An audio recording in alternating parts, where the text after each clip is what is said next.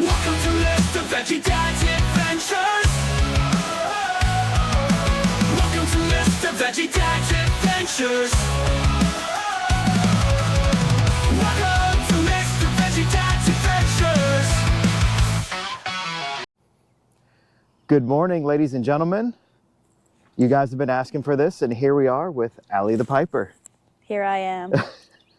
So welcome to the ENC Renaissance. Thank you. It's great to be here. And how does it feel to be a part of one of these smaller, growing Renaissance festivals? It's really lovely. You know, it was nice when we were getting conversation because I don't really care like the size of the festivals that I go to. It's not like a marker or anything for me.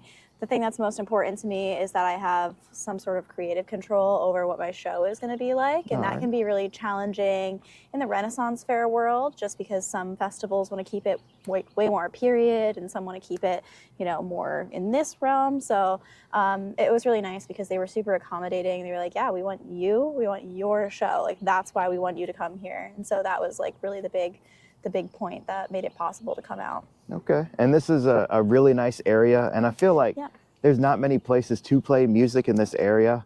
So I feel like this festival is really bringing the community together, which is nice. If I'm ever going to get here, this was my opportunity to do it. Exactly.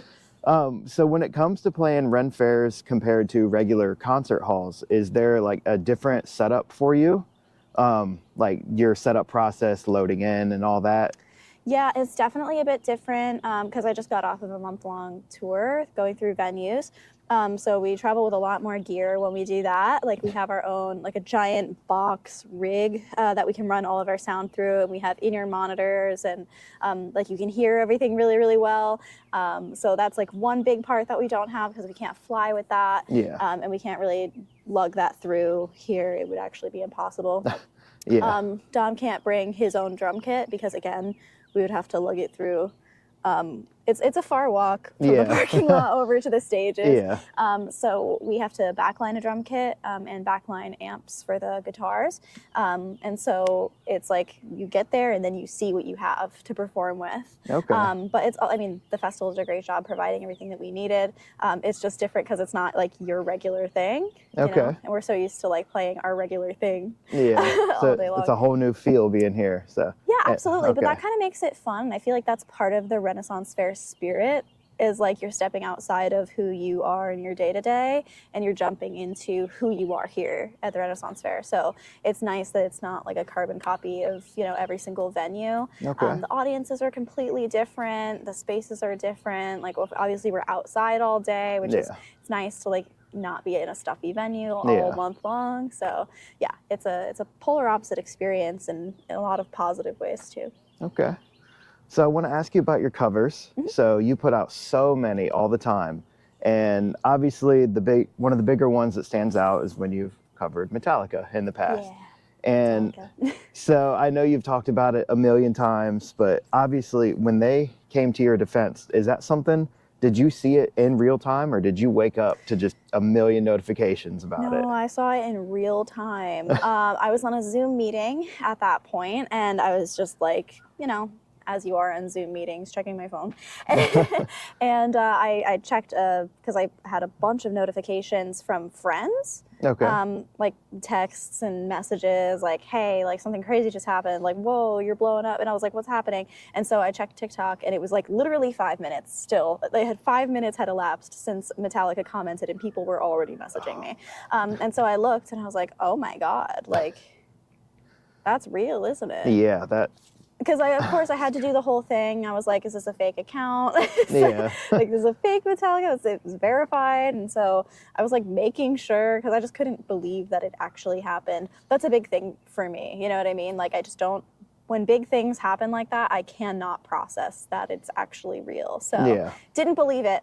And then I was watching them, again, in real time, fight with this guy on TikTok. That's got to feel so amazing. Yeah, and then I just chimed in and I was like, hey guys, thank you so much. Like I appreciate that you advocate for your for your actual fans Yes. who aren't gatekeeping. Yeah. And then they came back and they told me that they love the pipes because of AC/DC and Bon Scott. They said that before they perform their concerts, over the speakers in the house, they play "It's a Long Way to the Top" if you want to rock and roll by AC/DC, which has Bon Scott's bagpipe solo.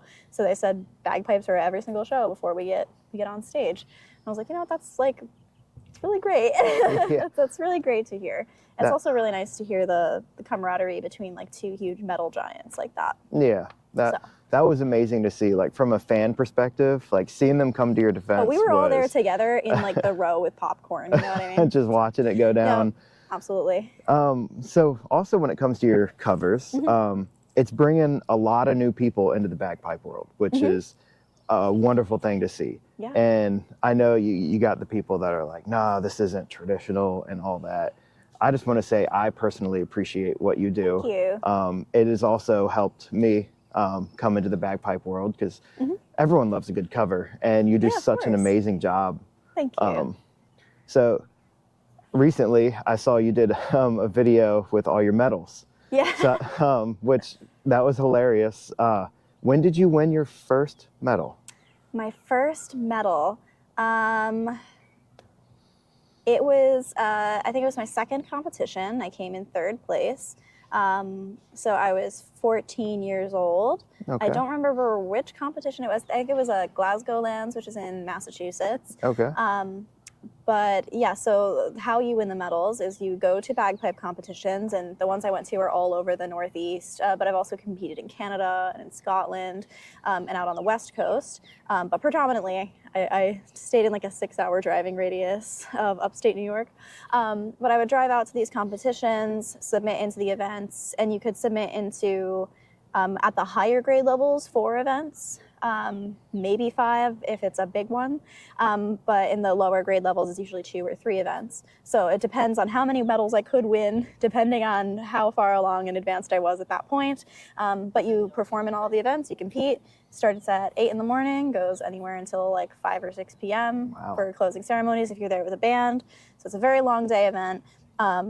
And then you compete against everybody else in your grade level, which could be anywhere from 3 people to like 18 people. Wow. Really just depends. Yeah.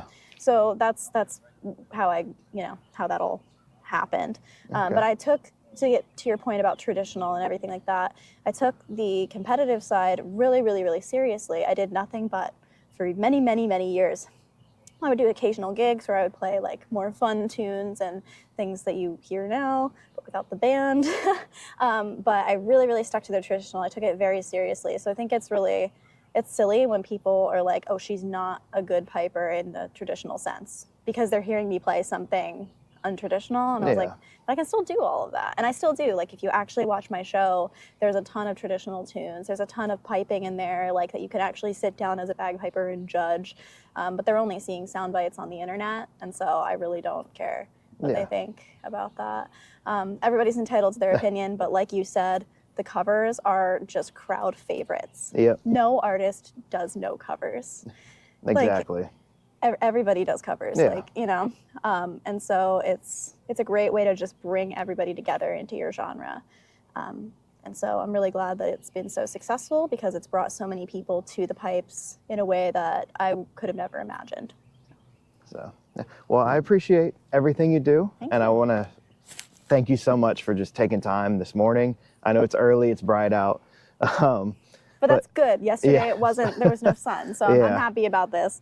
And thank you again. I hope all your shows go amazing today. Thank you. And is there anything that you have upcoming that you would like to plug in the next couple months?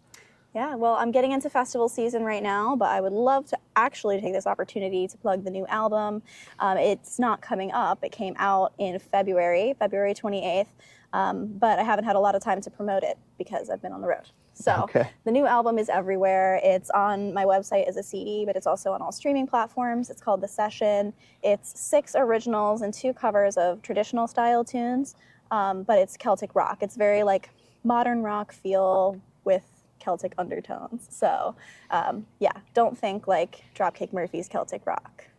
Think Celtic rock or rock band, but it's a bagpipe instead of a guitar. So There we go. All right, as always, thank you guys for watching. This has been another fun video. All the ENC videos will be out very soon. See you next time. Thank you so much.